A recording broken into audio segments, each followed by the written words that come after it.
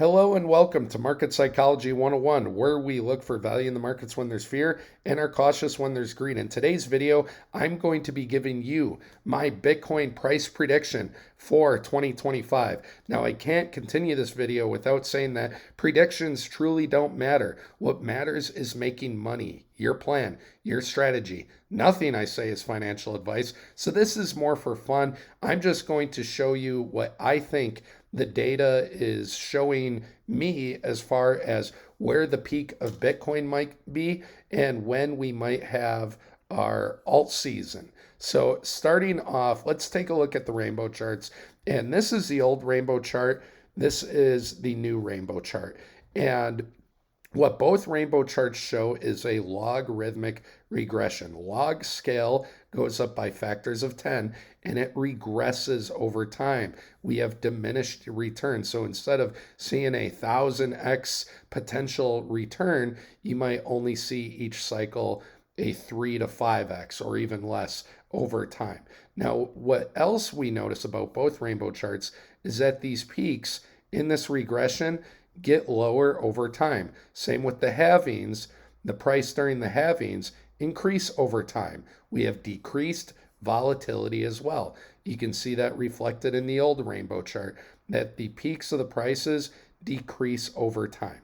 So part of my thesis in looking at the various peaks and where I believe the top might be in 2025, and I'm leaning towards the top being this year in the second half of the year. I could be wrong. The top could be in the first half of the year. So again, have a strategy where you know when to withdraw your profits, when to take profits at the right time, regardless of how high Bitcoin goes or when it gets there. Doesn't matter if it's 3 months away or 9 months away. Your strategy has to be better than your prediction. All right.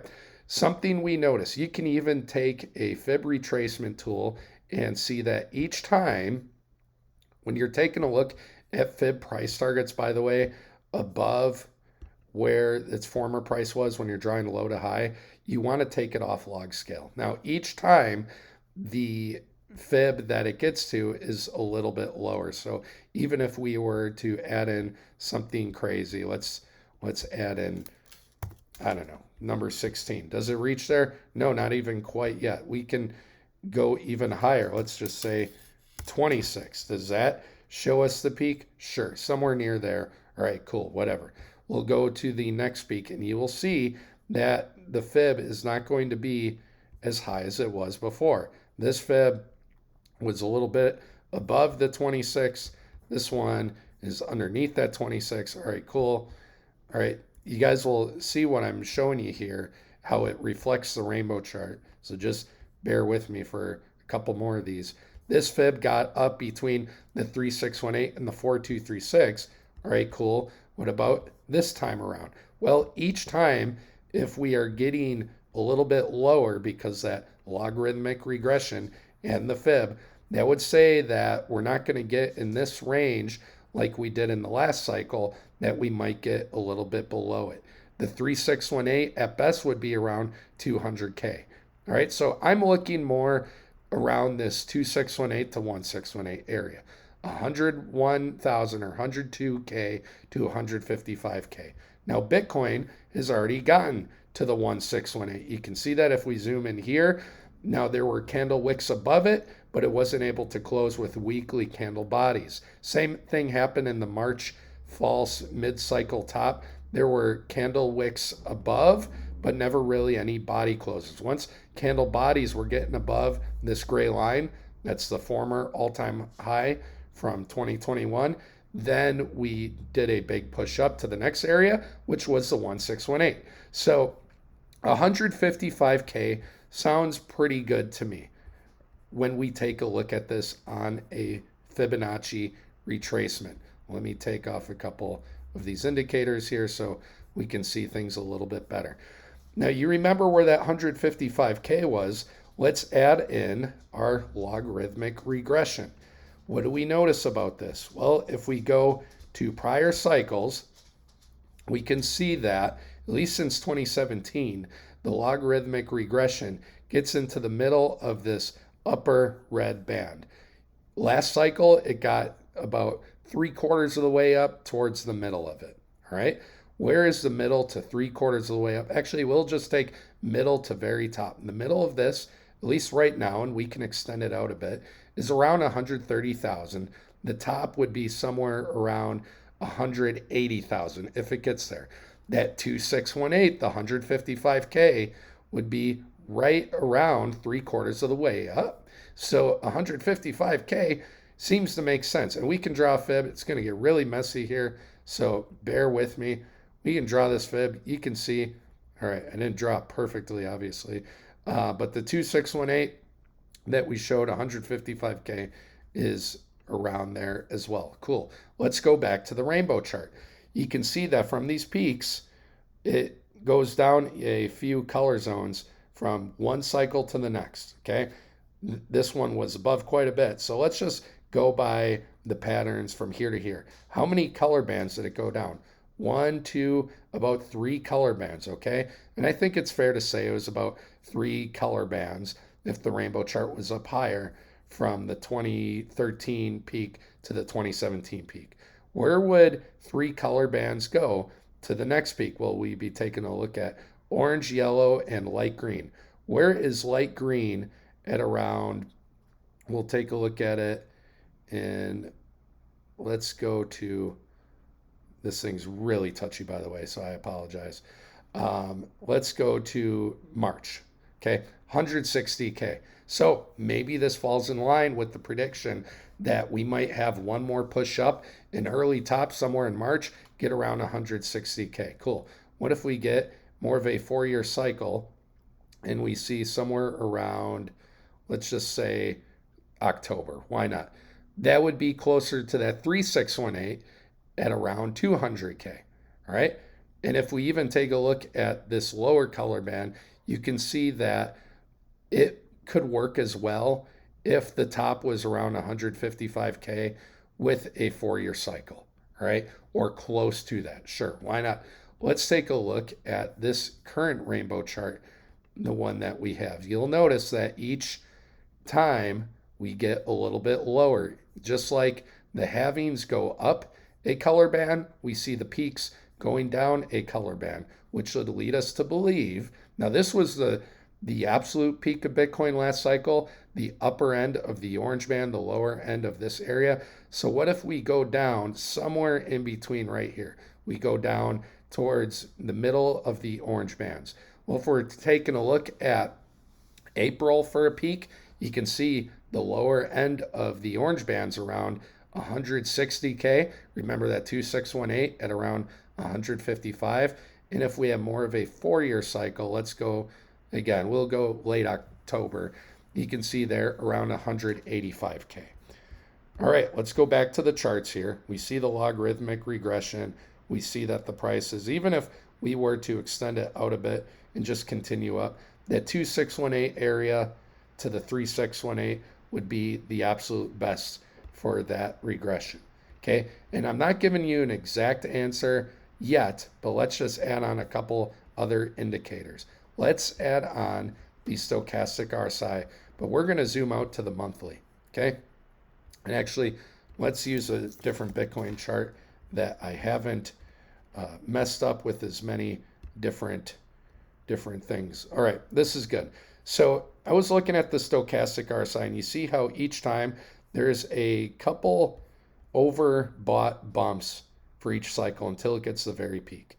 1 bump, 2 bumps, and the very peak, even though it was here, alt season was back here, and it was on the second bump.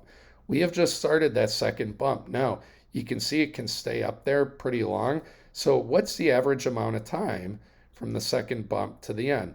Well, you can see when the blue is getting to the overbought area right here to the very peak, that was about 395 days. So let's just say 13 months, all right? About a year and a month. How about last cycle, the second bump to the very, this was the alt season peak. That was about 6 months, but to the absolute peak, it was about 13 months again, a year and a month. Great. What about if we factored in both those scenarios this time? Well, 6 bars or 6 months would put us out in May. early May, April of next year. That would be a 4-year cycle from last alt season. All right, so you can say that. What would be about 13 bars? That would be December of next year. The classic 4-year cycle where we get peaks. This one was November. This one was December. 2013, that was in December as well. You can trust me, bro, or you can look right here. Cool. So we have a couple possible scenarios. Is it going to be 6 months from the second bump, or is it going to be 13 months like it has happened last 2 times? So that would lead us to believe April or December might be the peak for Bitcoin, somewhere around that 155K to 200K area. Let's also take a look at our Bitcoin dominance chart. And we'll take a look at this on the monthly. What do we notice here? Well, here was some bearish divergence, and Bitcoin dominance bottomed here. It was already on its way up. Great. Here, Bitcoin dominance already fell off. I don't think the stochastic RSI chart works as good as, where is it, the ultimate RSI. I like this one a little bit more, and I like it on the weekly, personally. So you can see here, again, we had, actually that's called bullish divergence because the bottoms were getting higher and the bottom was down here. All right, cool. We have here that after the second peak, all right, after we were already overbought and we had the second peak, the bottom of dominance was down here. Kind of see similar here. There was 1 peak, 2 peaks, the bottom here. Okay, we've had our first peak. Are we about to get a big sell-off, a second peak, and then bottom sometime around December? So we have not seen a couple major sell-offs yet with Bitcoin dominance. Not that it has to do what it's done before with these peaks, but it could just sell off once, Bitcoin dominance, get all the way down to the low 40%, then we get our alt season.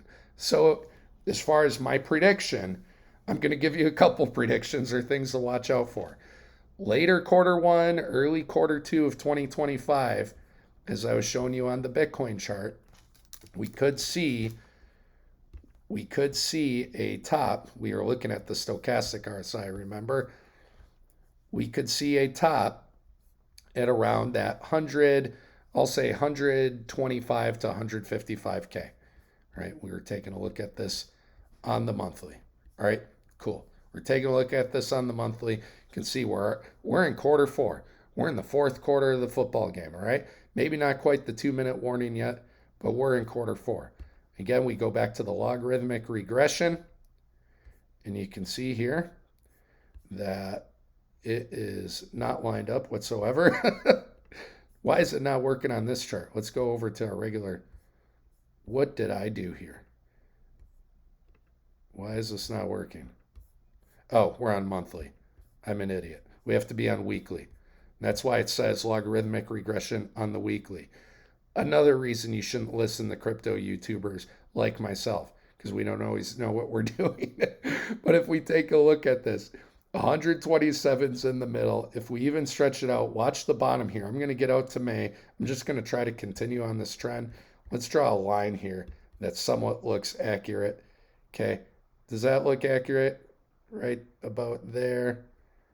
We have to get it out to May. Okay. You see here around 134K. If we get 3/4 of the way up, 155K. Remember, that's the 2618. If things get really bullish, quarter 1, quarter 2, and we get alt season this time, watch for this range. Around 130 to 155K. Alt season comes when Bitcoin dominance tanks. We have to take off this indicator. See that, all right? Again, alt season comes when Bitcoin dominance tanks. However, if we get another 4-year cycle, and I'm going off the rainbow charts, I'm going off what this is showing us. If we get another 4-year cycle, and I'm trying to draw this as perfect as I can here with this line, okay? Maybe Bitcoin, well, look at this right here, that middle line.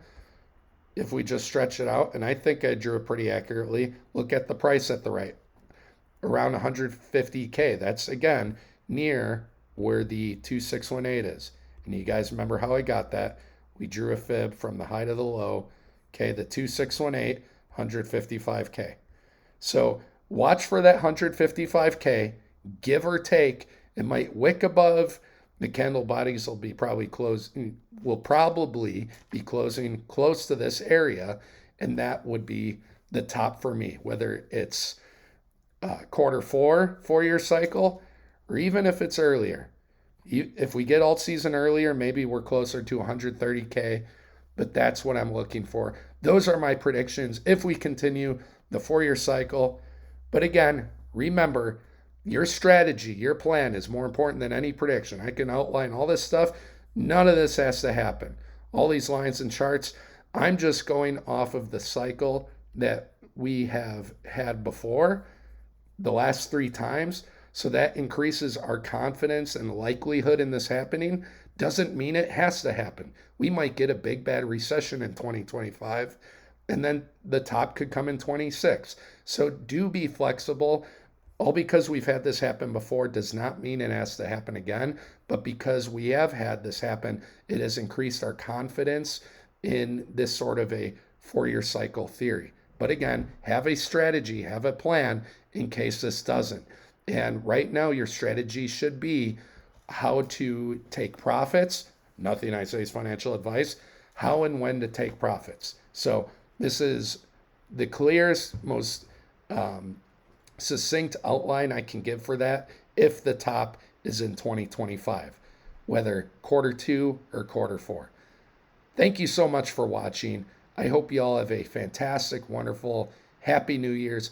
Thank you for all the subscribers. Love doing this for all of you. You guys are awesome. Appreciate all the nice comments. Let's make some freaking good money the next year or so from Bitcoin as we hopefully get into one of these cycle peaks. I want to see y'all make money and know how hard y'all work for this money. I'm willing to bet that all of us watching this video, including myself, aren't multimillionaires. So we're trying to use this crypto data to our advantage to enhance our lives. Thank you again. Have a happy new year. Take care.